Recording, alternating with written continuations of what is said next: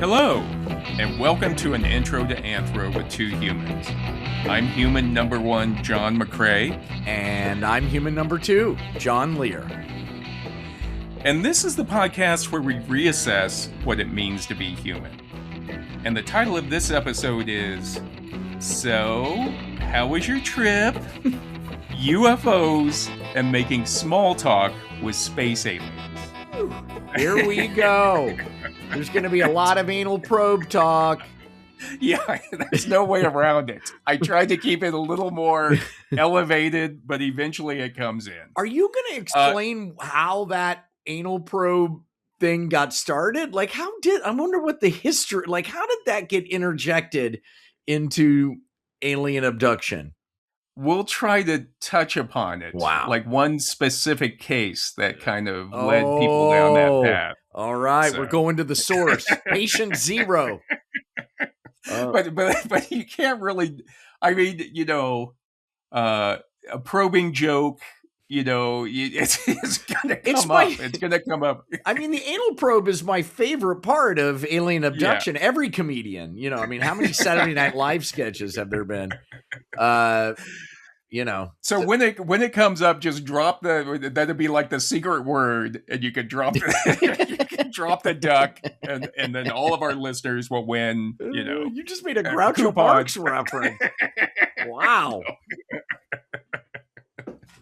All right, great. But today, John, we're going to be talking about space aliens and why humans are so obsessed with them. Yeah, sorry, that was my microphone. I'm okay. An alien just came in and knocked my microphone over. John, I know you're a sci-fi guy. I am. You like sci-fi. I am. I love sci-fi. I love science and I love futurism. So, What kind of sci-fi are you like the science to be realistic, right? You're that type that's the whole point is that I love world building of any kind. I just, anybody who gets into creating a world, that's just fascinating. I love that. I just escape into it. I find it very entertaining and relaxing.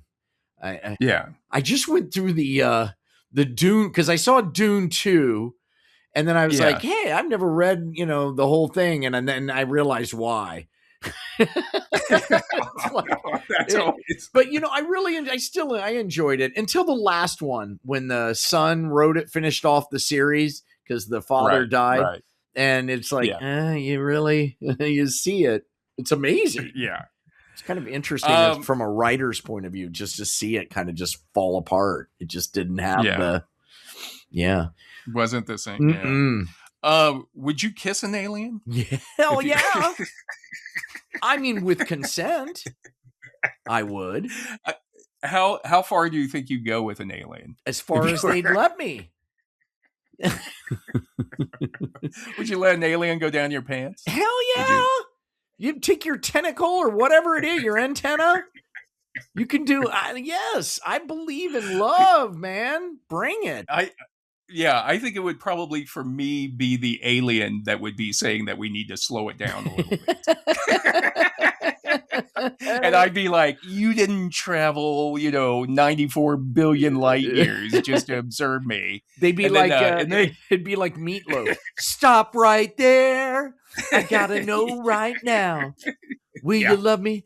Will you love me forever? Will you need me? Will you never leave me? Will you make me so? I shouldn't do it. We'll get copyrighted. Yeah.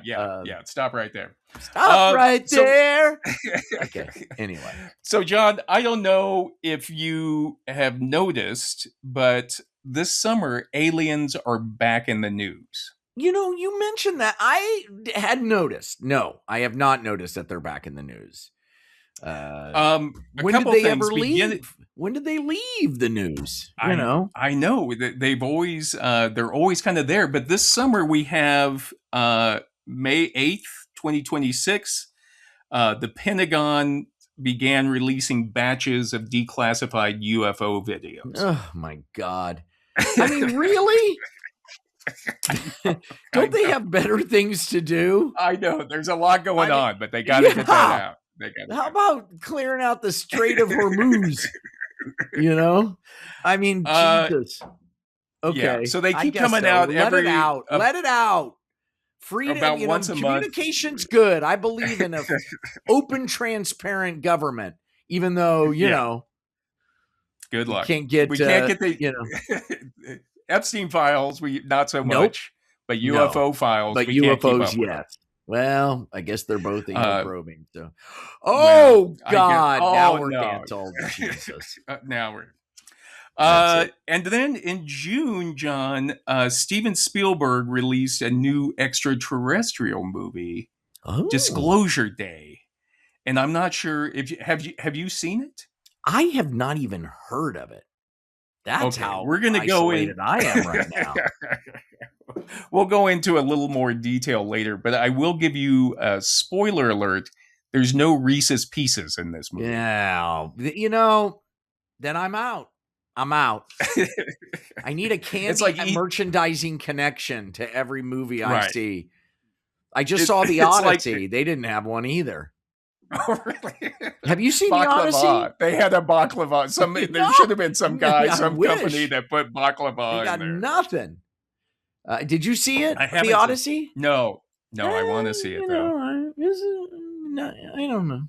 Okay. I had already started researching this episode, and then I decided that I needed to see Disclosure Day because it's the hottest UFO movie out right now. Yes, and it's a write-off. Business write-off. You were researching. Yeah. My hot dog, my popcorn. I started eating hot dogs at the movie theater. I don't know if that's safe, but that's kind of my go-to now, like a real meal. Really? You don't see a lot of people getting the hot dog. I know. They're always, and they're kind of stacked up. You don't know how long they've been there. Oh, God, forever. But the thing is, it's much more serious. E.T. is a serious actor. He's grown up. Yeah. he's not, does he doesn't want any of that baby stuff anymore. Does he reappear? Does he make a cameo? Disclosure Day? I keep thinking of him trying to get other parts. You know what I mean? Like talking to his agent, like, "Can't you give me a rom-com? Can you give me a rom-com?" Yeah. Put me in a World War II thing so I can get an Oscar. I know that's what he's trying. He's still mad at Spielberg for not putting him in Band of Brothers. Yeah. You know what I mean? But the thing is, UFOs and aliens, they kind of wax and wane, like you say. That's true. They ebb and flow, but they never go away. No, in the popular imagination. Well, it's such a core. I mean, what an amazing! It would be the biggest new. The only thing I can think of better is the Messiah. The only thing bigger than aliens is God. Right. Well, let's hope they don't come back on the same week. It's just like the same. Wow. Yeah. I was thinking they're kind of like Cher or the Rolling Stones. Yeah. Just when you think that they're always there, they can't. But just when they dip under, you think you've seen the last, and then they show up again with a new album. Which makes me wonder, like, what would be more horrifying, being abducted by aliens or the Rolling Stones? I don't know. Well, they're both aliens. I know a beam of light hits your car late at night, and there's like Mick, Ronnie, and Keith just hovering outside your windshield. You know what everybody says when you bring up the Rolling Stones? They all say they're still doing it. They're still doing it. I know. You and I saw them at the Super Bowl. They were performing at the Super Bowl when we went there. Yes. I can't believe we saw the Rolling Stones at the Super Bowl. That is the high point of our lives. Once again, I'm going to take this opportunity to mention Phil Simms is the best quarterback ever in the history of football. And broadcaster. He got us the tickets, for those of you who don't know. And just to give you a brief history, John, of humans' decades-long obsession with space aliens in popular culture. In the 1930s, we had Orson Welles' radio adaptation of H.G. Wells' novel, The War of the Worlds. Yeah, the Wells about a Martian invasion on Earth. Oh, and that scared the crap out of everybody. Well, that's what people are starting to wonder about that now. Like, how big was the hysteria? Oh. So it was broadcast as a Halloween show on October 30th, 1938. And it really did freak some people out and make them think that they were listening to a real radio broadcast. Yeah, because it was all told as if it was through newscasts and things, right? That was the conceit. Right. And so some people apparently I think some of these people... yeah, and the idea is that there was a massive hysteria across the country when this radio play was performed. Right. And probably some of these people were also involved in the Francis the Talking Mule Francis the Talking Mule hysteria of the early 1950s. It's freaking me but the out. Thing is, yeah, that mule's like actually running talking outside their house. It's like, you know. In a 2013 article in Slate magazine, Jefferson Pooley and Michael Sokolov looked at the audience ratings for October 30th, 1938. Which I think is pretty smart. Yeah. And they say that on the night of October 30th, 1938, the C.E. Hooper rating service called 5,000 households and asked them, "What are you listening to?" Okay. And apparently only 2% said a radio play or the Orson Welles program. And no one said a news broadcast. So what they're saying, Pooley and Sokolov then state, quote, 98% of those surveyed were listening to something else or nothing at all on October 30th, 1938. May I push back on this theory a little bit? Because let me offer this. I believe there is a strong correlation between people who believed a fictional broadcast and not answering their phone. So, you know what I mean? If you're freaked out that aliens are coming, you got the kids in the basement and you've got your shot, you're not going to answer the phone. Yeah, it's like, that's a very good point to say it, John. But as you know, being in the entertainment business, ratings don't lie. Yeah, they don't lie. So people were glued to their televisions on the night of October 30th, 1938, but they weren't listening to Orson Welles and his highbrow Mercury theater you said on television. The air. It was their radios that they were listening to. Oh, their radios. Yes. They weren't listening to on their radios. Yeah. They were listening. You want to know what they were listening to? Ventriloquist Edgar Bergen and his dummy Charlie McCarthy on the Chase and Sanborn Hour. How does a visual comic act play on radio? How is that? I mean, I just don't understand. I love it. I love that they used to put ventriloquists on the radio. Unbelievable. Like once you take away the artifice of the dummy, then I mean the dummy has to like become a real character. Yeah, he's got to like stand on his two legs, his own 2 feet. You know, it'd be terrible if you were like, you know, the execs call you in and be like, you know, the dummy's getting good ratings, but you not so much. Is there anyone? Yeah. Oh my God! Can you ride in a plane crash and maybe the dummy survives but you don't? And then you... according to Amy Henderson of the National Portrait Gallery, Edgar Bergen usually pulled in about 35% of the radio audience in his time slot. Way to go! While Orson Welles and the Mercury Theater averaged about 3.6%. Yeah. Well, so they're saying like, you know, how big? If only. Yeah. How many were there? 3.6% is not causing a mass panic or hysteria, or which I'm sure his executives often reminded him. So maybe there were a couple of people and they used that as a way to promote it or a way to get news and publicity and propaganda. Yeah. That was probably the best thing to happen to the Mercury Theater broadcast. Way to go. Then in the 1940s, John, you had Superman, a space alien from the planet Krypton. Yes. A good one, though. So, Yeah, I'd like to see ICE try to deport that space alien. Instead of an S. Instead of an S, he'd had like "fuck ICE" right now. You're right. You're right.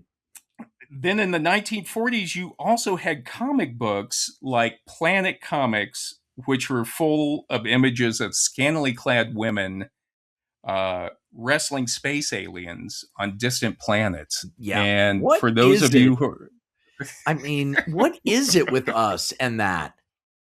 Look at that. Yeah. So I'm holding up a copy. This is from 1947. Jesus. And it's a comic, Planet comic. And on the cover, it's a woman wearing like a bikini top. Mm-hmm. She's obviously a space alien, and she's rescuing a guy who's tied up while other aliens shoot laser beams. Yeah.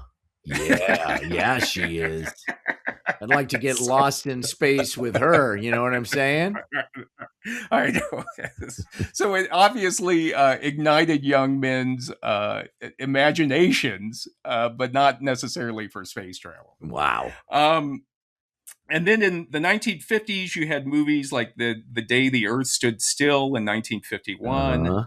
About an alien as a robot come to Earth delivering a message about peace. Yeah. And back then they used to think that it was because of the nuclear, somehow detonating the nuclear bombs had alerted space aliens to life here on I Earth. like that. Yeah. So a lot of in the 1950s, a lot of the stories had aliens coming to Earth to talk about like, don't destroy your planet with nuclear bombs. Yeah. So and we didn't destroy it with nuclear bombs. We destroyed it with like gasoline and hairspray and everything else. The aliens couldn't see that. They should have told us that. We stopped the nuclear. We kept it pretty détented. But no. You also had Invasion of the Body Snatchers in 1956 about alien pod people secretly replacing humans. Yeah. I'm talking about the remake, but both of them were good. Yeah. And then the Blob. Remember the Blob came to Earth. And then, oh my God, yeah. Great. It came to Earth on a meteor. Remember, it was kind of like an amorphous alien that would grow bigger every time it ate humans. Hell yeah, it would. You got a human in there. You ate a human. You got to poop it out. Then in the 1960s, you had sitcoms like My Favorite Martian with Ray Walston. It's fun. Right. Yeah. And you had Star Trek, which I know you're a Star Trek fan. Of course, yeah. Mork and Mindy. And you also... I guess that's a little later. Yeah, in the 70s, you had Mork and Mindy, where Robin Williams played a space alien. Yes. Again, another sitcom where it's like a space alien reporting on what's going on in Earth. And the family's in space, Lost in Space. And then wasn't there another one? What was the other one? I thought there were two that had the family in space. Anyway, I guess it's just Lost in Space. Yeah, that way. I remember I watched that one a lot. I always liked that robot and Dr. Smith. And Dr. Smith. And that robot would appear in many sci-fi films. That same design. Same design. And then you had in 1977, you had Steven Spielberg's Close Encounters of the Third Kind. Great. Which is basically The Day the Earth Stood Still. An updated version. Right. You know. And then you had, in 1982, you had E.T., which was huge, about an alien that was left behind. Remember? Yeah, poor guy. And then his heart turned red.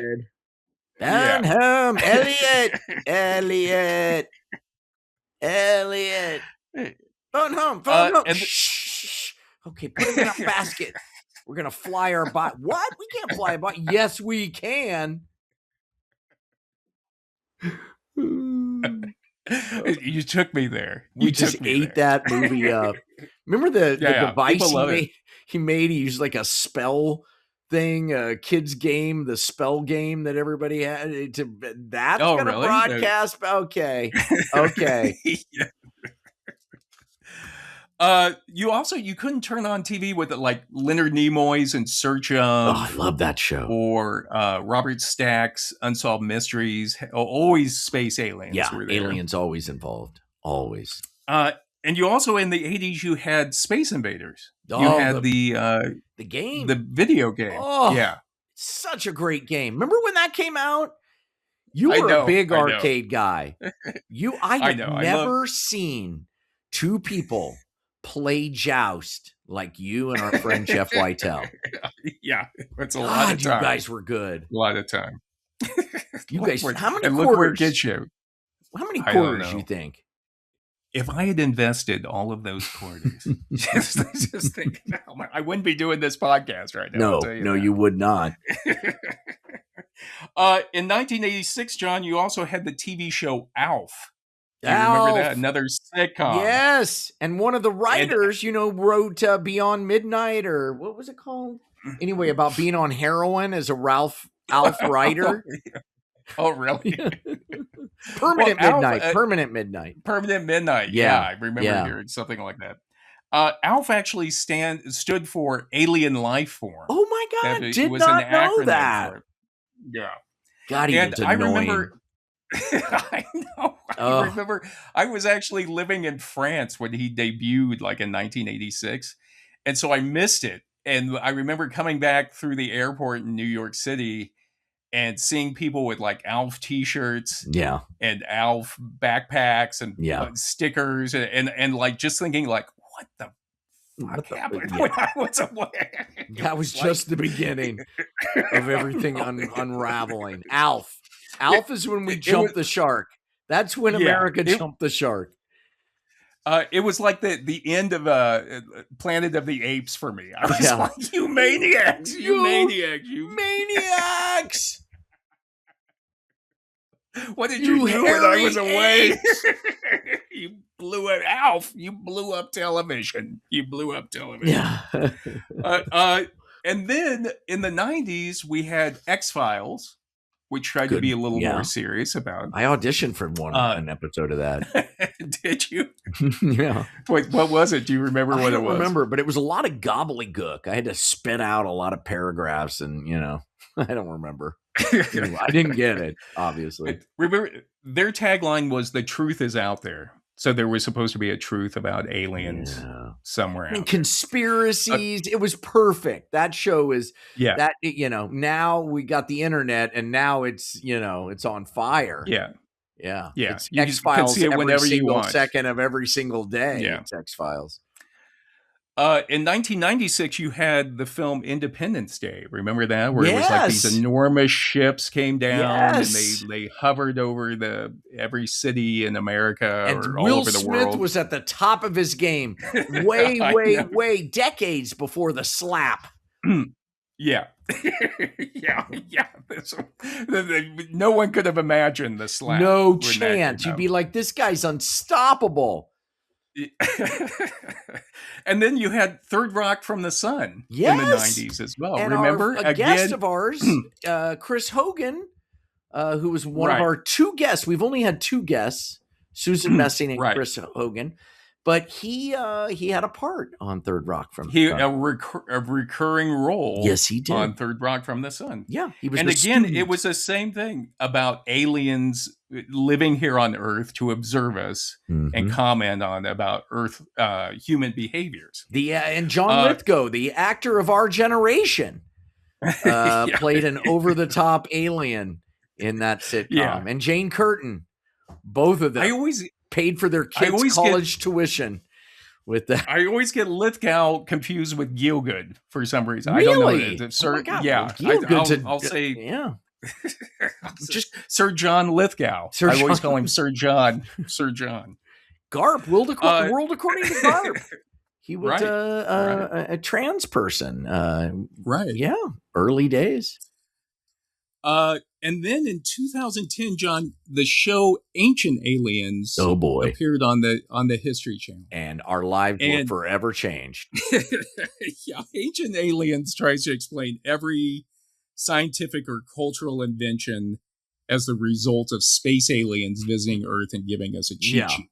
It's a punt. It's called a punt. You know, you're just I can't explain it. It's got to be an alien. Be aliens. Yeah. And I've had many, like when people like at work or at family reunions, when people find out that I'm have a master's in anthropology and archaeology, they always bring up something that they've seen on Ancient Aliens and ask me what I think about it. Yeah. And without fail, I try to be nice. I'll be, it's very entertaining, but it's not really supported by the science. Yeah. And, I'll try to say like, ancient people had the same brains we do, the same imaginations. They could come up with the same, very creative solutions. And they'll always just kind of shake their heads. Yeah. No, kind of I've seen it on TV. I've seen it on TV. I did my research. Isn't that's always funny. I did my own research. And when somebody says that just means they typed something into Google. Yeah. I always like giving Ancient Aliens credit for something that like the Mayan people did or the Egyptians. It's kind of like your boss at work taking credit for an idea that you came up with. You know what I mean? It's just like it's like why he wasn't even here. He just clocks in and leaves. That's true. That's so funny. So I hope one day that we are able to bend the space-time continuum and go back to ancient Egypt, just so ancient Egyptians could say to us, "Look, you assholes! I know we built this. We built these pyramids. Yeah, we did it with muscles, our brains, our imaginations, math. If you've ever heard of it, this wasn't aliens. No, and then and then to find out, like, what aliens gave us." The pocket fisherman. Did you ever buy a pocket fisherman? I always wanted one. Did you ever buy one? No, I've always wanted. Me too. Have you ever seen one in real life? Have you ever held one? I have held one. I can't remember, at a garage sale or something. I've tried it out before, but it was missing some stuff. You know what I mean? Yeah, it's missing. You didn't. You're not going to get everything. Yeah. Oh God, the idea that you could fish whenever you wanted because you got it in your back pocket. Oh my God. It was a product that evoked freedom and manhood and you know what I mean? Manifest destiny. American. Yeah. American can do. Yes. Yeah. You take care of yourself. Now you can feed your family. You give a guy a pocket fisherman, and he'll feed his family for life. That kind of all you need to survive in the wilderness is a pocket fisherman and a Snuggie, a blanket with sleeves on it. That is right. That is absolutely right. And so, John, we finally, this summer, like we mentioned before, Spielberg's come out with a new extraterrestrial movie, Disclosure Day. How many has he made now? He made a lot of... God damn, that guy is making a lot of alien movies. Like War of the Worlds, Close Encounters. What else did he do? This one. Yeah. There's got to be more. I think there's more. E.T., obviously. Right. Yeah, E.T., obviously. Anyway. Yeah, but he's kind of come back to it. Yeah, and I don't think that I'm giving anything away on this one because it's called Disclosure Day, and on the posters it's a 3-fingered alien hand grabbing a kid's face. Wait a minute, E.T. had 3 fingers. I know. What's his deal with aliens and 3 fingers? I don't know. Apparently the movie hasn't done, I mean, it did okay. I think it made its money back. Yeah. Older people seem to like it, like people our age, because we're kind of nostalgic for E.T. Well, and but also nobody goes to the movies. Nobody goes to the movies anymore. That's over. I know. But they say it's not really connecting to like Gen Z, like people who have grown up with alien imagery and people who have they just got it on their conspiracies. Like they've grown up with the idea of government conspiracies and cover-ups. Hey, old man, we can freak ourselves out, okay? I know. And the thing is, the movie's like 2 hours and 20 minutes. Oh my God.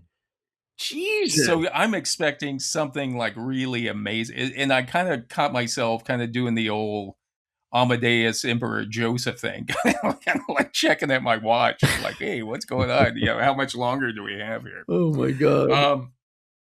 And some of the parts seemed a little outdated, like there's a device that you could hold in your hand and to hack into other people's brains. Oh, that old and we're thing. Supposed to be Well, it's kind of, now we have like, smartphones. Yeah. So it's like, it's supposed to be like you're blown away by alien technology. It's like, hey, we all have that. Yeah. My brain is all online. Just hack into that. Yeah, I know. And then they come up with, and again, spoiler alert, they come up with ideas that aliens are masquerading as animals so that you're not freaked out when you're abducted by them. What? What kind of animal? Like a turtle? Like deer and raccoons and squirrels and birds are really, those might be aliens who are watching you. And, I believe it with the raccoons. So I guess, that I believe. Those things are fucking weird. I know. One of them got in the dog door of my house, and it was like the size of a dog. It was huge. And the people, I think I talked about this on our show, but the animal control said, just leave, open your front door, and they'll walk out. They'll eventually leave. That's what I did, and they did. Yeah, 3 weeks later, after they've already shredded everything in your house. I'm trying to think of like how that would be, like a raccoon. I'm abducted by a space into a ship, and it's a raccoon who's like coming in to insert a probe. It's a raccoon instead of an alien. How that would make me feel. We already have that, right? We already have that. What's that? Marvel. What am I thinking of? The Marvel movie. Oh yeah. Masters of the Universe or something. No, that's not. Is that it? No, Guardians of the Galaxy. Guardians of the Galaxy. Yeah. Yeah. Well, those. Yeah. That's crazy, Bill. And the other thing that just kind of it's supposed to take place. The movie takes place in Kansas City, actually, John. Really? And and it's supposed to be a weather woman on a news channel in Kansas City. She's our lead character. She's what takes us in. She's our, our POV. Yeah. Wow. Right. And the thing is, I couldn't get over it. It was supposed to be Kansas City, but in the background on the news channel, the news anchors, all the crew, people walking around, supposed Kansas City, nobody's wearing Chiefs gear. Okay. I'm like, that would never happen. That would never happen. Never. At least some of them had barbecue sauce smeared all over their face. No. Okay. I was like, even the aliens know that to make contact with the Kansas City, you got to have a Kelsey jersey or something. Yeah, right. When you come there. He should have hired us as consultants on the film. I know. Apparently, they actually shot it in New Jersey. So all the places that are supposed to be Kansas City are actually someplace in New Jersey, which probably explains. What the hell? And then finally, at the end, when they wheel the alien out, which is kind of like with Ozzy Osbourne being wheeled out at the Rock and Roll Hall of Fame,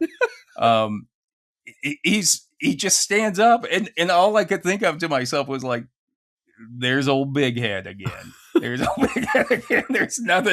was nothing new really added to the canon. Oh my God. It was just the gray creature with the big eyes and the almond eyes and the big head. You're kidding. Yeah. With 3 fingers. No, so after Jesus. With 3 fingers, yeah. But the point I'm trying to make through all of this, John, is to illustrate that we've had almost a 100-year informal indoctrination into what space aliens are supposed to look like, what they're supposed to do, and how our meeting with them is supposed to, transpire. Right. This has all been played out. It's all been played out a million times. I know. And a lot of alien abductions and UFO sightings have increased over that same 100-year period. So the more we were seeing them in the movies, the more people were starting to experience alien abductions in real life. But let me give you some statistics on how people now see aliens and UFOs. On the YouGov survey website in November 2025, Carl Bialik and Taylor Orth reported that 56% of Americans believe that aliens definitely or probably exist. 56%. Yeah, I would think there's when you think about a universe that's as big as ours and expanding at light speed, are we it? Really? Right. That's so weird if we are. What a mistake. What a weird little wart we are. You know what I mean? It's just so bizarre. Yeah. To put that into perspective, only 28% of people surveyed believed in Bigfoot, and only 22% believed in the Loch Ness Monster. I can't. So aliens, people are. I can't believe 28% believe in Bigfoot. I know. I like to keep an open mind about Bigfoot. I know. Bialik and Orth also note that Americans are more likely, 29%, to believe aliens would have a negative effect on human civilization than a positive one. And only 14% thought it would be positive. Yeah, I'd be in the 14%. But 25%. I would totally think that, they're going to be good for it. Glass half full, people. Jesus. Well, some people actually mention they'll bring diseases. There'll be some strange disease that we'll have. But 25% of Americans said aliens would have neither a positive or negative effect. So one fourth of people just were like, the aliens have landed. They're okay. All right, they're probably right. They're probably right. I mean, it's not, after the initial, wang bang of it all, then you just be like, oh God, it's that alien on CNN again. Jesus. I wish he would shut just up. Get bored with it. He's dating one of the Kardashians. In Disclosure Day. I know. You see him at basketball games. He's got his own reality show. Oh, God. Let's see. Bialik and Orth also say that 28% of U.S. adults believe that aliens would make the world more united, while 22% said aliens would make the world more divided, and 20% said that space aliens wouldn't make any difference at all. Yeah, I'm with those people. Those are my people. I think after a while we'd be just like, okay, all right, we found out there are aliens. Another interesting statistic, back in the 1990s, UFO researchers Bud Hopkins and Dave Jacobs used a 1991 Roper organization poll to estimate that about 4 million Americans had been abducted by space aliens. Whoa. Whoa. That's a lot of people. That's a lot of people. Jesus. Yeah. The 4 million people will give you now, imagine the ratings 4 million people would give you. That's I know. But it just seems like so many people are being abducted. It's like we should be able to see it. It would be happening all the time. I think we would be seeing it happen. I can't believe I haven't been abducted. It'd be like jury duty. It'd be like jury duty or something. It'd be like, oh, he'll be back. They're just going to probe his anus. Yeah. He'll be back. Sorry I'm late. That some guy was getting abducted out on the 405. No. I was trying to get over here. Why do they always take him out of the cars? It would turn it into a parking lot. Yeah. So again, it seems like belief in aliens, though, John, is at an all-time high. It's not just a fringe belief anymore. Yeah. So it's hard to understand why the government would want to cover up their existence. Yes. When most people are like 56% believe that they already exist or may have even already visited this planet. Yes. It doesn't seem like there's any reason to hide it anymore. No. And it's my opinion, after my research, is that the reason for the cover-up is because the government is embarrassed by us. They know. It's kind of like when your kids don't want you to meet their friends, you know what I mean? Because they're afraid you're going to say something stupid. It's... Or even worse, the government knows that most of us probably won't really care when they finally do present the alien to us. Kind of like when you travel a long way to visit relatives and they can't even take off work or stop playing with their phones when you're staying with them. You know what I mean? And we would be like, this is an alien from the double star system Zeta Reticuli. He traveled through a wormhole to get here. And we would just be like, oh, yeah, that was like on Stargate. You know what I mean? Yeah. We've seen it. We've seen it. Yeah. What does he have? You got 3 fingers? Let me guess. Yeah. Yeah, I've already seen. There's a massive ship outside. You should go outside to see it. It's like, oh, yeah, that's like Independence Day. Just. The Independence Day was actually a cooler looking ship. Yeah, if it arrives and we're just kind of like, just like, kind of rolling our eyes about it. All right. So it'd be embarrassing because then like the handlers for the alien would have to explain to them, like kind of like make an excuse as to why we weren't more excited about them. They're impressed. They're impressed. Believe me, A22. They're impressed. It's just that they've seen movies, and is there anything you can do? Can you fire some phasers or something? Yeah. They've been really busy at school. I mean, it's like at work, it's just not a good time for us right now. You could just,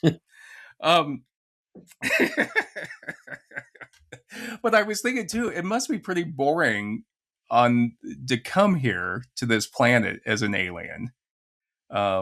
Because obviously you're technologically more advanced than we are. Yeah. And so it must be kind of like, I don't know, like Kevin Bacon in Footloose in that little town he went to. Yeah. He's kind of. But they've taken 4 million people. What are they doing? Are they eating us? Like what? I don't know. They're putting them back, I think. I don't know. But they all come back and they can't remember. And it's like, I remember being in a room, bright lights, and then they put a probe up my ass. That's all it is. Yeah. Yeah. I was thinking too, it might be like the State Department where we're not getting the top tier aliens. Maybe we're getting like the aliens that couldn't pass a test to go to the more, glamorous planets. We're getting like the bureaucratic alien that's doing like just the minimum number of abductions. Argwad, why are we doing so many captures? What is the purpose of this? We've captured 4 million humans. Why? I don't know. Just keep doing it until we hear otherwise from the home planet. And there's just stamp it. Yeah. Yeah. Anal the probes. He's just doing probes. Yeah. Just doing an anal probe like stamping a passport. Just bam, bam, bam. And I'm sure like Trump and Elon Musk would want to meet the alien. And, Trump would be going on about like how he's the best president in the best country on the best planet in the best galaxy. And I'm sure the aliens would just be like, Jesus Christ. Just give him a sperm sample back and let's get out of here, And then trying to he'd probably give him like a MAGA hat, and try to fit that on that giant cranium and make it stay there. Oh my God. And then Elon Musk would come in and be like, hey, here you guys like to probe assholes. I'm the most important asshole in the country, Want to try some Special K? Yeah. So anyway, John, before we go any further about space aliens, we need a little bit of background on the universe. And obviously, this isn't an astronomy or physics show, but we'll try to do our best. We'll try to so according to NASA, the universe is 13.7 billion years old. Wow. And 94 billion light years across. That's 94 insane. billion light years. Because a light year is how long light will travel in 1 year. I know. And it's how many billion? I mean, 94 billion light years across. And isn't it expanding? Or they think it is, or they don't know. Yeah, they think it's expanding. Shit. Yeah. My God. NASA estimates insane. I know. NASA estimates the universe may contain 1 septillion, and that's a 1 followed by 24 zeros, stars. 1 septillion stars. Jesus God, we're so insignificant. We are nothing inside of nothing. We're a speck of nothing on top of another speck, a bigger speck of nothing. Jesus Christ. Yeah. And our own galaxy is supposed to contain up to 100 billion stars. Unreal. And that's the Milky Way. Least 100 billion. Yeah, at least 100 billion planets. And in the universe, it's estimated that there are 100 sextillion planets. Jesus. What is that, a 1 with 60 zeros? It'd be 100 followed by 24 zeros. Okay. Jesus. Oh. Why? Let's do the suicide episode now. Yeah. I know you're working on one. That's what we call in the business, a deep tease. But you know what? I mean, we're nothing. What is the point? But yet life is so beautiful and amazing. It just puts it all in perspective to just live. You just live and enjoy and just be. And you're just one of 100 billion or 100 billion planets in our Milky Way. In our galaxy, in one galaxy. In our God. No. But all of this, John, led the physicist Enrico Fermi in 1950 to famously ask, if the universe is so vast and so full of stars and planets, then, quote, where is everybody? Yeah. I'm with him. And this is called the Fermi paradox. And according to Encyclopedia Britannica, the Fermi paradox is, quote, the contradiction between the seemingly high likelihood for the emergence of extraterrestrial intelligence and the lack of evidence for its existence. Yeah. The paradox has 2 broad forms. 1, why has Earth not already been visited? Mm-hmm. And 2, why is there no evidence for extraterrestrial intelligence at all? Yeah. And on their website, SETI, the search for extraterrestrial life, says the Fermi paradox highlights a profound contradiction. If intelligent alien civilizations are common and could expand across the galaxy within just tens of millions of years, an expanse minuscule compared to the galaxy's age, then where is everybody? Yeah. I mean, and then, it's coming from the point of view that we have that life is everything. It's the most important thing, and that's because of it. We're just these machines built to propagate life, and so life becomes the most important thing. But life clearly is not the most important thing in the universe. It's one little blip of something, but there's all of this other somethings that we can't experience as three-dimensional life forms, Like, how many dimensions are there, And what's going on in the 16th dimension? In the 16th dimension, everybody's connected with everybody. That's where the action is. We're like an underage party goer who can't get into the club. I know. Well, that's one of the. Well, we'll get to that. That's one of the reasons that people have tried to explain why there's the Fermi paradox, why we haven't experienced alien life. Nobody wants to meet us. Nobody wants to meet us. I know. So in the book, Aliens, the world's leading scientists on the search for extraterrestrial life, Jim Al-Khalili says that, quote, Fermi's conclusion was that the distances required for interstellar travel are so great that owing to the theory of relativity's restriction that nothing can exceed the speed of light, no aliens would contemplate the ridiculously long journey to visit us. Right. We ain't worth it. We ain't worth it. Oh my God. And SETI throws out a few other possible solutions. And one of the things they say is interstellar travel may be really expensive, even for advanced civilizations. So just because you're an alien civilization doesn't mean you don't have to watch your budget. You know what I mean? It might just be like they know we're here and be like, Jesus, I can't afford to go.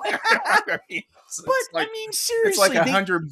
They could send us a radio. They could send us something that travels at the speed of light. They don't have to get on a spaceship. They could give us something. But if they're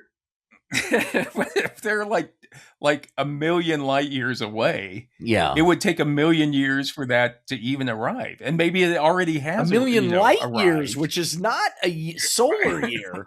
A light year is something totally different entirely. Oh, you're right. Yeah. We're just in a terrible neighborhood. So nobody wants to come over here. Yeah. That's another thing that SETI says. We may just live in an uninteresting part of the universe, and everywhere else there's widespread colonization. So another important fact about intergalactic travel, John, is that it's not easy.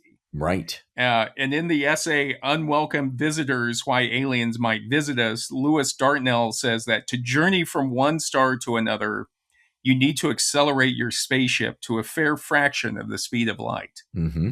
The greater the mass you need to accelerate, the greater the energy required.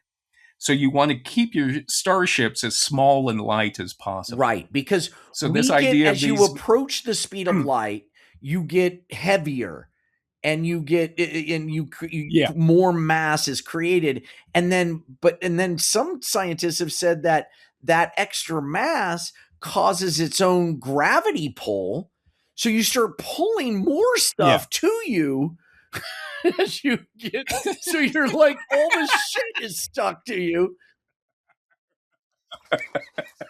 So crazy. Do we really want them to show up now? Yeah. It sounds horrible. Yeah.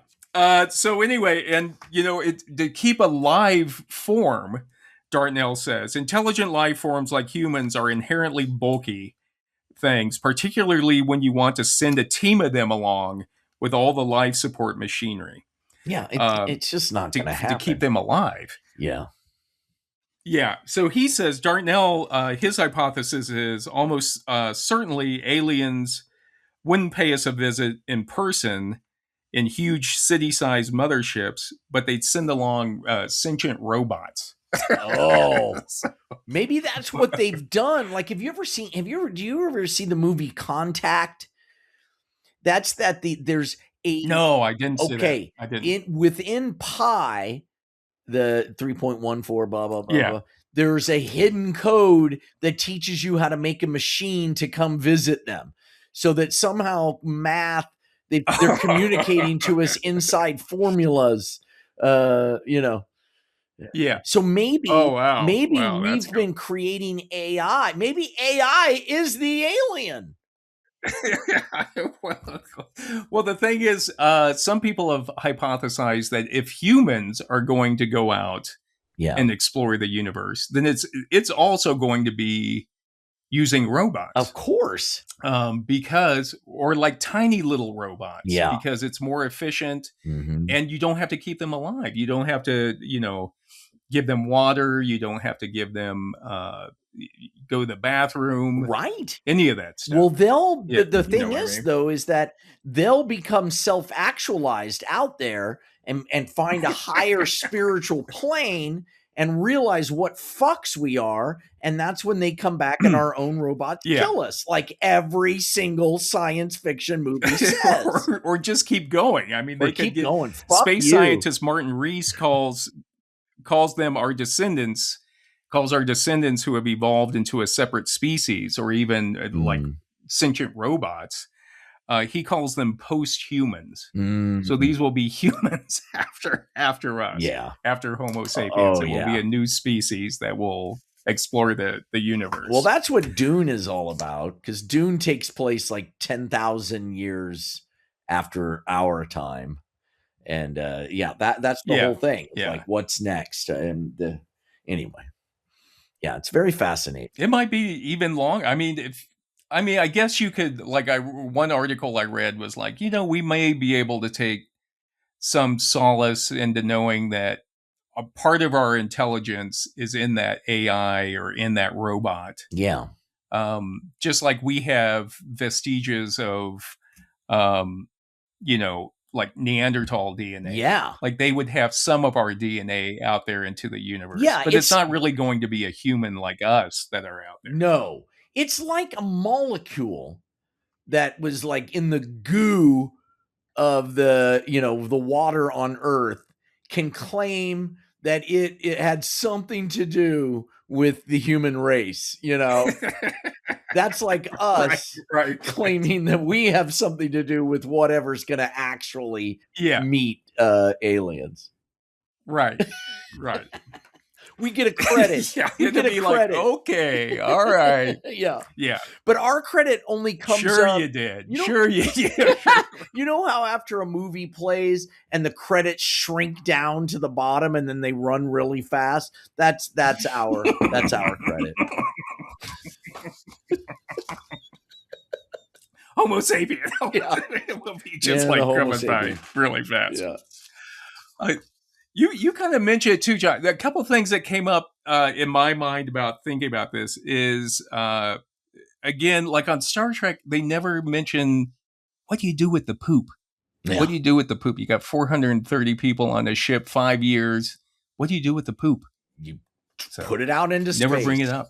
And that's why nobody wants to meet us, because all we do is eat and poop and get mad at each other. I mean, we're like the last person you would invite to the party. I know. And the thing is too, John, despite all this, like the alien abduction stories always involve like live aliens. They're not like robots or anything. No, like, they're not. You're right. Like they're bringing like squishy biological beings here, which doesn't make any sense if you're traveling 100 million light years or whatever. Exactly. So some of the famous alien encounters, of course, we have Roswell, New Mexico in July 1947. Yawn. A flying saucer supposedly crashed outside Roswell. I'm so tired of Roswell. And I know. And it's, I live in New Mexico, so my wife has a family from Roswell. And I work with a lot of people from Roswell. I have friends from Roswell. And I would say the crazy stories they've told me about Roswell, the alien abduction or the alien crash is probably the most normal thing. Oh God, I know, it's all the weird humans who come there to like check it out. I know. Another case in 1957, a Brazilian farmer in his early 20s reported that he was working late at night when an alien spacecraft abducted him. And then it performed tests on him, including taking blood from his chin, which seems kind of strange. And then they forced him to have sex with a beautiful female space alien. Ooh. And in the article, The Surprising Origin of Alien Abduction Stories, Natalie Wolchover says that the farmer described the alien as, quote, very attractive with blonde hair and blue cat-like eyes. And he also said that she had bright red pubic hair. Whoa. Yeah, fire in the hole. You know, I think a Brazilian farmer was out jacking it, you know, fell, hit his chin, and there you go. That's a skeptic. You could be a skeptic. I'm a skeptic.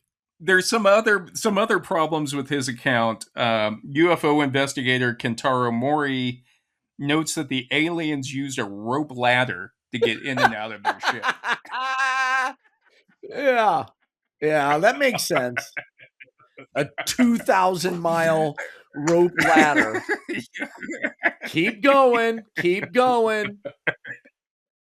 No, yeah, we figured we built a ship that could go through wormholes. We just can't figure out how to get in and out of it. We still need a rope ladder. Then you have, in 1961, you have the famous Betty and Barney Hill abduction story in New Hampshire. And they say they were driving home late at night from a vacation in Canada when they noticed a bright light following them. Oh, boy. And according to writer Dallas Campbell in the essay Flying Saucers, A Brief History of Sightings and Conspiracies, Barney later said that he got out of their car and looked at the ship through his binoculars and saw, quote, groups of small humanoids in black uniforms watching him from windows around the perimeter of the craft. Windows? And Barney also reported one of the creatures was wearing a leather jacket and a scarf. Oh, boy. That's an alien. Definitely. First of all, I just think Barney and Betty, isn't that the name of the Rubbles? Betty Rubble and Barney Rubble from the Flintstones? It is. Okay. I didn't even notice that until now. Yeah. I don't want to cut off possible audience members, but if your name is Barney, really? I mean, I don't know. But this is their case. First of all, it's always strange to me when people report that the aliens are wearing clothes. You know, leather jacket. I always thought that was a cultural thing, but that sometimes they'll be wearing like a bodysuit or something, and I'm like, are they as prudish as we are about nudity? They'd have their dicks hanging out. Or like when you're abducted and then you like the aliens come into the room and you realize one of them's got a zipper open and you have to kind of like telepathically try to tell him like hey, look down, buddy. XYZ. The cow's out of the barn, and then you have to explain what a cow is. Oh my God. I was out the other day and realized I had my zipper open. It was so humiliating. I don't know how long it had been or where I'd been. I was retracing my steps. Oh, right. Just horrible.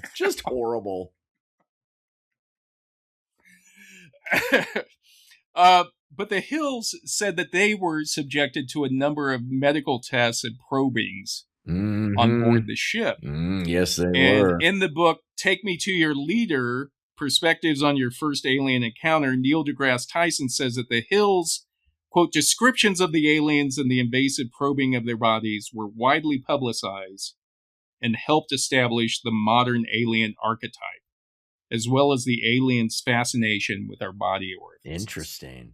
So Neil deGrasse really, Tyson, starting with the Hills. That guy, I mean, Jesus. I see him everywhere. He does every single podcast. We can probably get him as a guest. I know. He's like a... We should. Just send him an email. Just see if he'll show up. He will. I guarantee he will. He'll do anything. But the Hills story gave us many of the classic details associated with alien abductions, such as missing time. Mm-hmm. They thought that they arrived home 2 hours later. Yeah. Medical tests, interest in reproductive organs. Apparently, the aliens were really interested in their reproduction. That makes total sense to me, because it's like, I mean, have you ever seen a scrotum? I mean, Jesus. I'd be like, what the fuck is that? Probe that thing, Charlie. What? Yeah. Put something in it. Poke it. Get a stick. Give me a stick. No, not the stick that I can read your mind with. An actual stick. Just a stick. Yeah. Don't get too close to it. Don't get too close. Look at that. No telling what it's going to do. It's churning. Why is it churning? They also put it in the refrigerator, see what happens to it.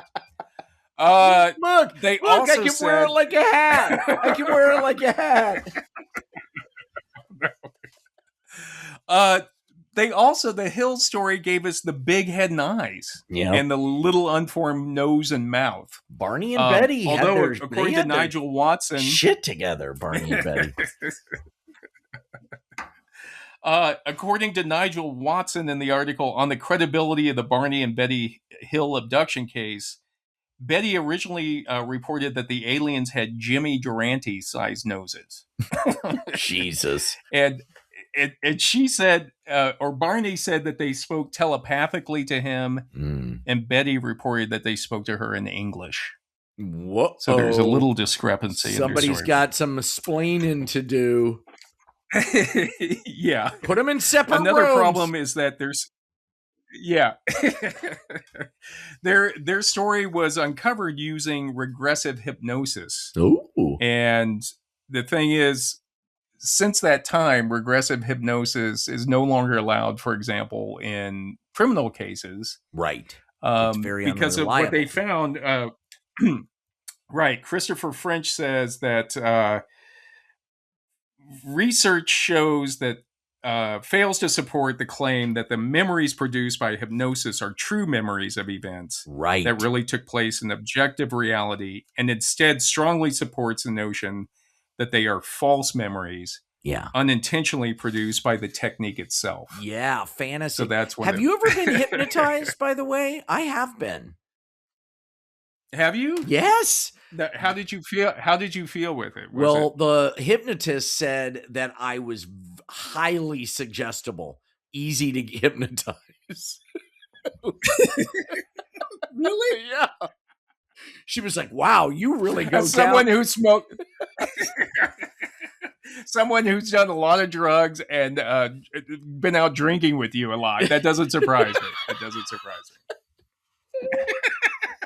I could have told you that. I think I may be hypnotized still. But what did she say? I think I'm still hypnotized. Am I a chicken? She told me I was a chicken. Yeah. But the problem, John, with most UFO or alien abduction stories is that they're based on eyewitness testimony. And meaning that we have no conclusive objective evidence to support them. Anything. And in the book, the forensic view, investigative psychology, law enforcement, space aliens, exploration, and the nature of madness, cognitive psychologist Matthew Sharps discusses what exactly people may be seeing or experiencing when they experience an alien abduction. And what's interesting is in his book, which I'll hold it up here for the people who are watching, Sharps is he's a forensic psychologist. Wait a minute. Who's often called in on. Oh, is that a magnifying glass on the cover? That's a magnifying glass. That's the best they could do is just a picture of a magnifying glass? His publisher. It may be self-published. Oh, it is? Okay, there you go. It's clip art. But I looked him up. Yeah. I looked him up, and he's legit. Yeah. He's legit. Yeah. But he's often called in on criminal cases, that are based on eyewitness testimony. And he goes in to kind of see what happens to memory when we think our memory is infallible. Right. And he looks at what could be going wrong with it. Right. And Sharp says that most of us believe, most of the time anyway, that the world around us is represented in our minds fairly accurately. Right. But forensic cognitive science shows us that this often just isn't so. Yes. It's an odd fact that we never actually see the world as it is. We see the world as filtered through our brains. Yes. Through our perceptual and cognitive abilities. We point at something and we say that's orange. But you and I are not necessarily seeing the same thing. We've just agreed in our own subjective points of view that that's orange. Right. It's amazing that we can do anything together. You know what I mean? I know. There has to be a little leeway in there. You know what I mean? A little gray area for everybody.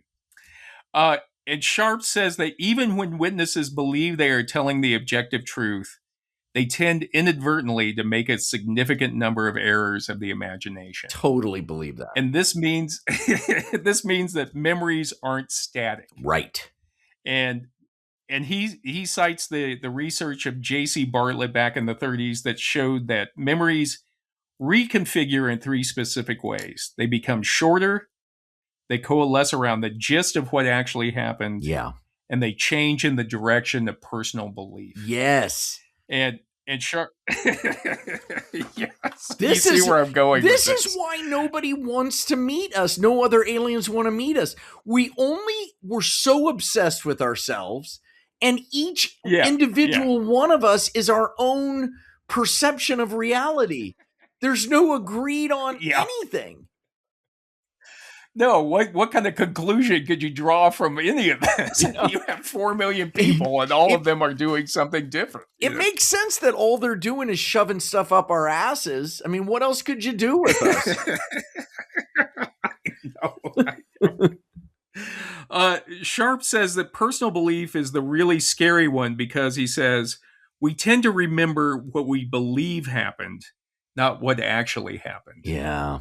And this is true in criminal cases, and it's true in alien abduction. Make America great again, right there. When was America great? What was that? No one can agree on. Yeah. Right. And he says a couple of things. Repeating a story results in more and more errors about what actually happened. Look, we're from Kansas, so we know that. That's called spinning a yarn.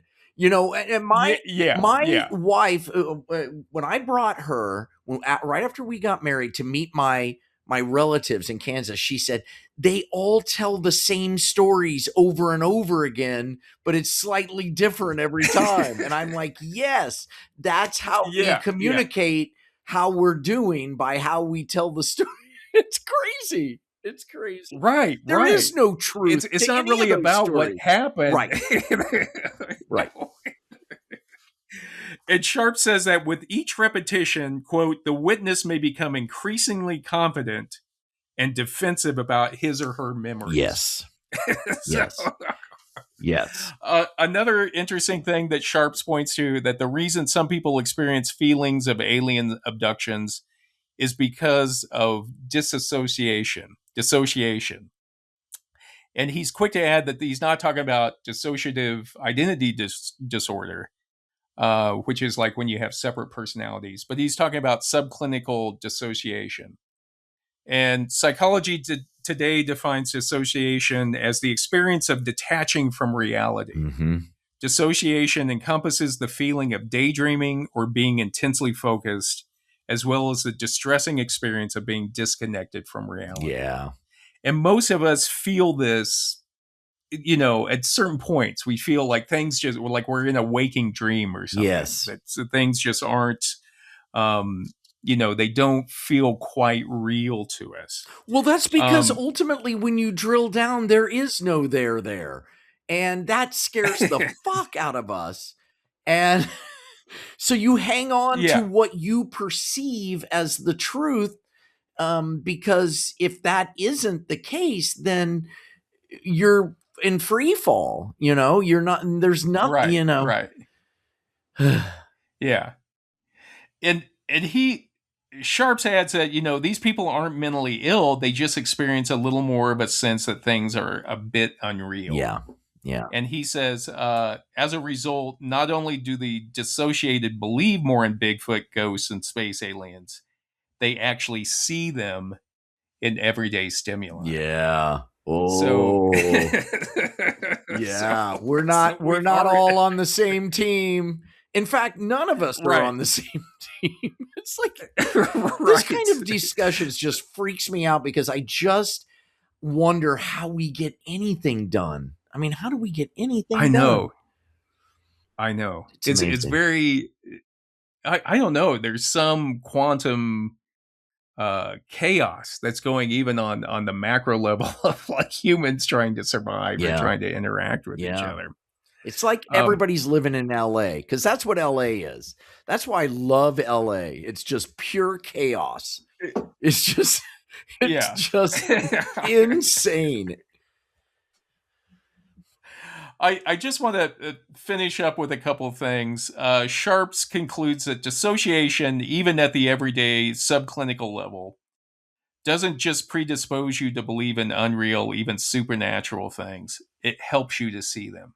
Right. So you've already got feeling a little detached, so that anything that happens, you might be like, "Oh, that was right." A ghost, You're predisposed alien to see a spaceship when no, that was just a bird or whatever.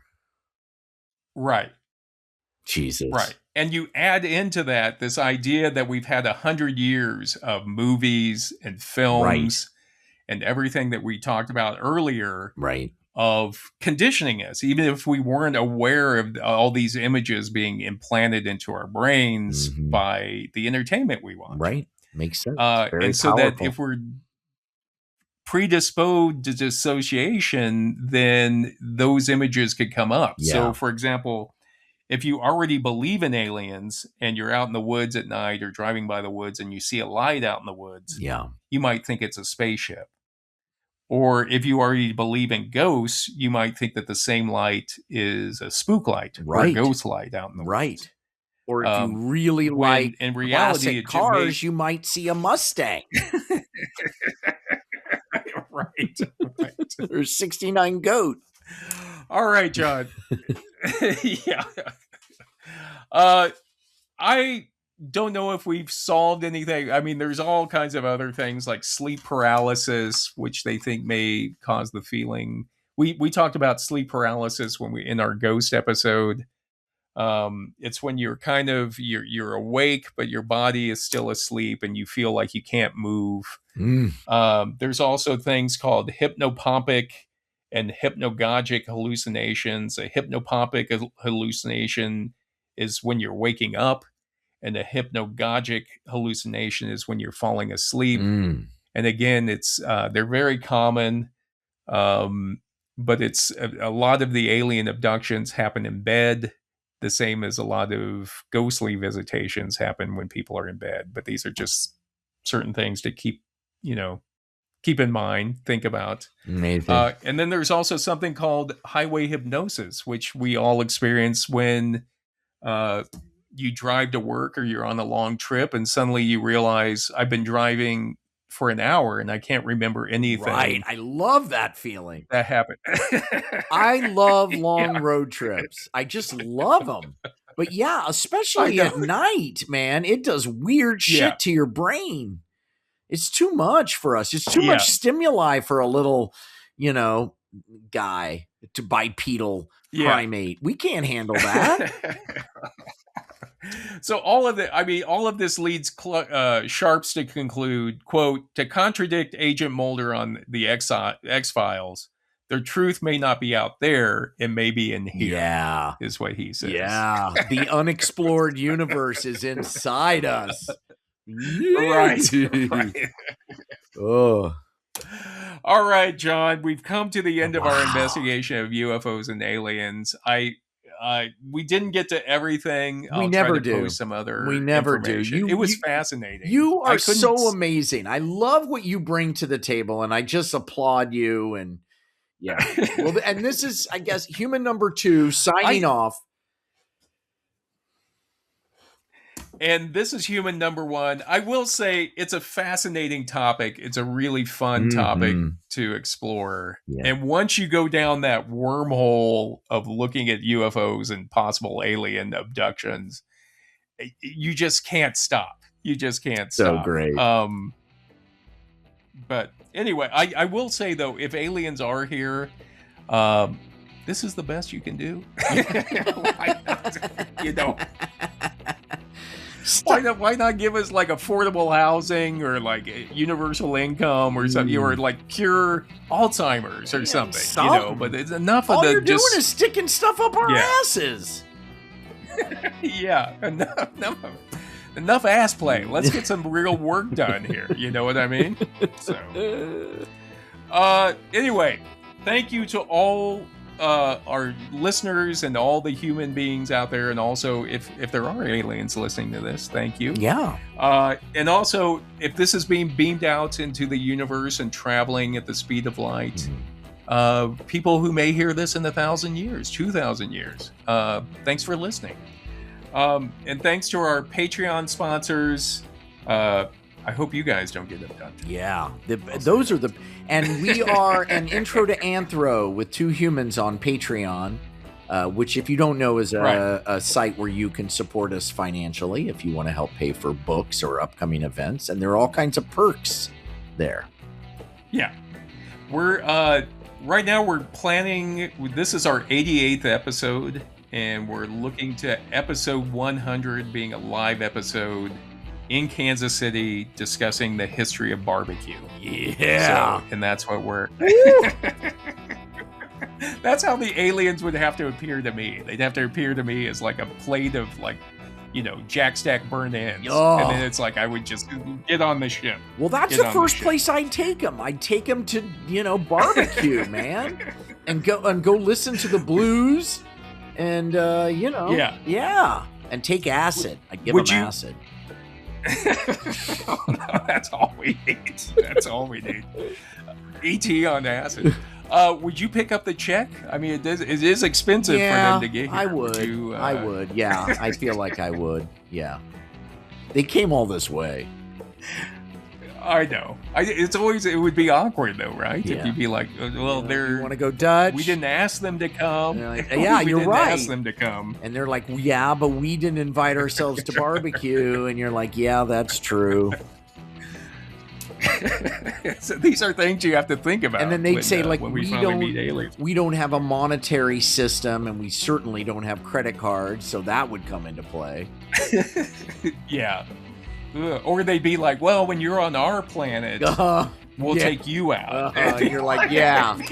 Yeah, unfortunately, I'll turn into a 3 billion pound creature as I approach the speed of light. And even then, it's going to take me 800 million years. I know. It'd be like that. You got to call bullshit. Yeah. You got to call bullshit. Mm-hmm. All right, and please be sure to check out our good friends at Watson & Company Socks, Puppies Not Piranhas on Etsy, Media Room and Great Lakes Opinion on Substack, and the Two Humans Cave Shop on Cafe Press. And I hear Watson & Company is coming out with a 3-toed sock for possible aliens.